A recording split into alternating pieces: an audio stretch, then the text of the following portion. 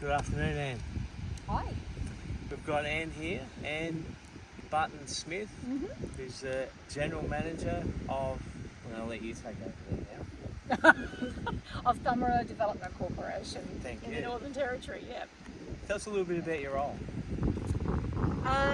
It oversees what we call in our business plan the bubble of healthy people. So about fundamentally supporting strong men, strong women in the community. So we look after services like the aged care service out here, deliver the NDIS service, Men's Shed, and a whole range of other projects to really look after developing strong men and strong women. Yeah. Thank you. Tell us a little bit about the idea of getting Mibinbar involved, working out here at Wadair. Yeah, look, we've identified that for a whole range of reasons, there's a lot of complex social need in the community that do work as barriers for people to become strong women and strong men. So basically, through the Men's Shed, we looked at it. We were approached about you coming into the community, and we looked at that really carefully to say, well, actually, yeah, that is a way for us to be able to provide opportunities initially for men to look at ways that they could tap into their strengths, but also where their needs might be to address that. So it was really just to address that whole area that we weren't providing services or programs in. Yeah, you said something before, this was before we actually started recording, and it was about that strength-based approach. Yep. And I mean, that's the way that Mibinbar does things. It's all strength-based approach, and we just loved what you said before about, going to the people and asking them about their issues rather than telling them what the issues are. Oh, absolutely. I mean, everybody anywhere in the world knows their own issues.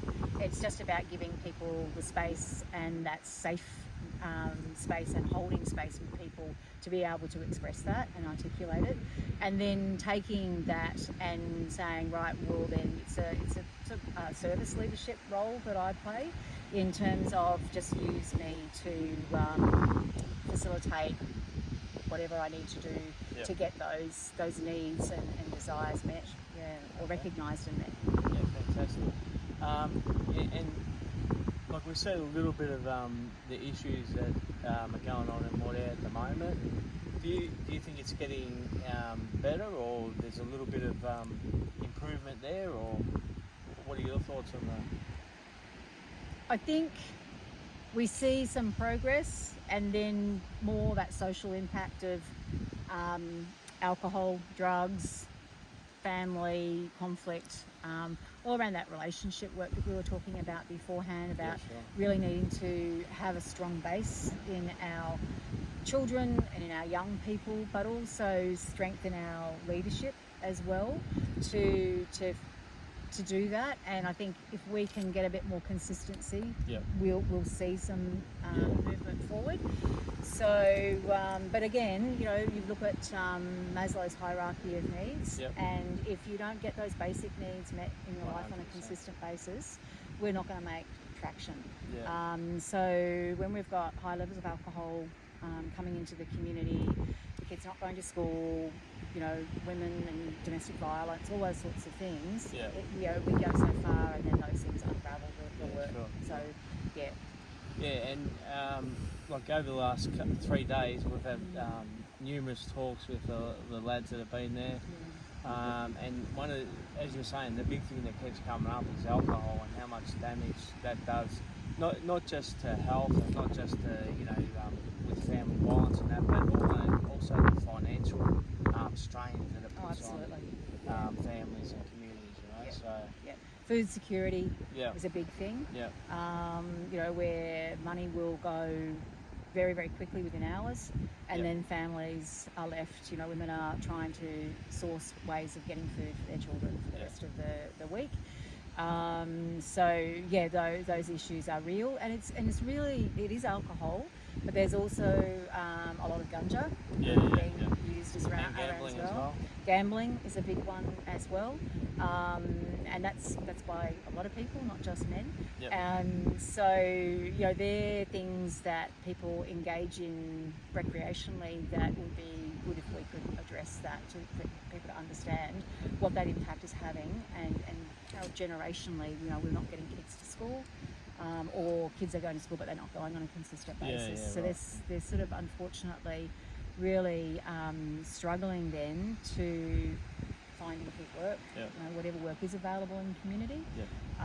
So there's a lot of social impact that just keeps on building and building, and then we'll see the issues that we were seeing today. Absolutely. So And look, and to be honest, we have, like, this is our second visit to Whatea. We've seen improvement, you know, in those small ways, you know, with the men.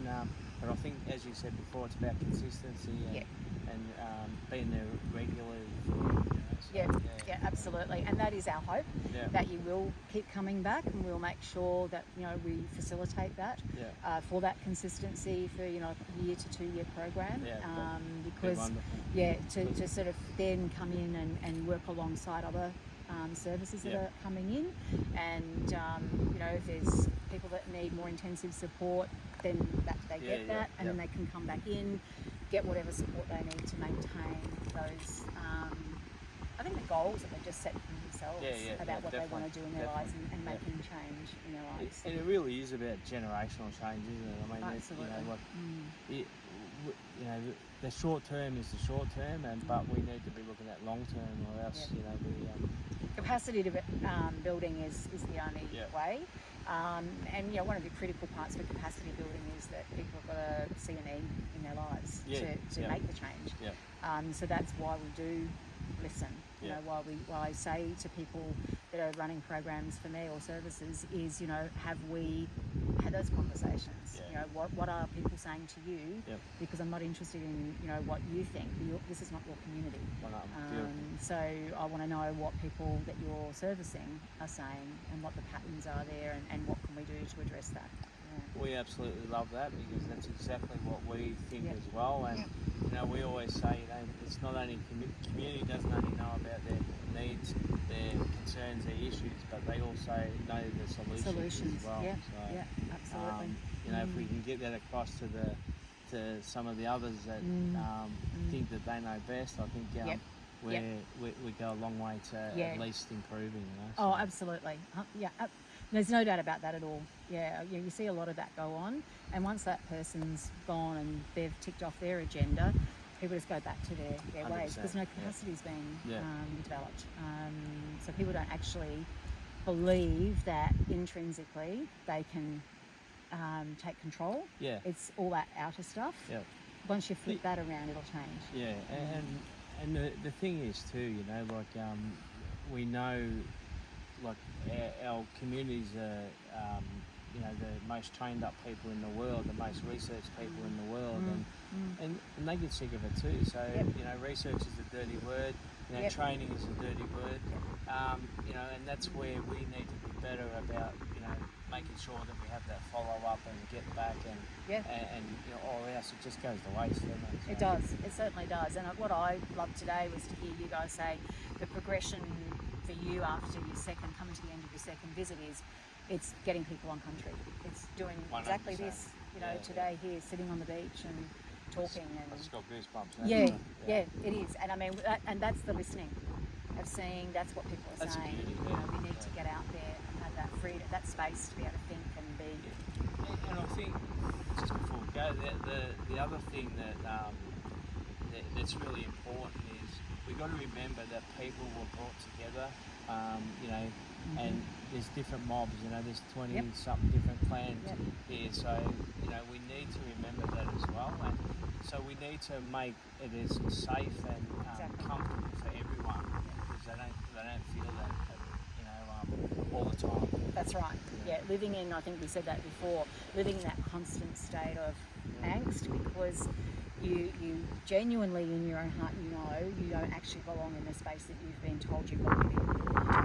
That's got to have impact on people in a negative way. And whereas, you know, people to just be and practice culture is the healing stuff that we need to bring that forward. And so last thing I just wanted to say from Lisa and I, thanks for having us. You've been fantastic. Rob's been unbelievable as well. He's a real trooper, so he's done really well. And we'd just like to say thank you. So thank you very much. No, and we appreciate you coming all this way. So thank you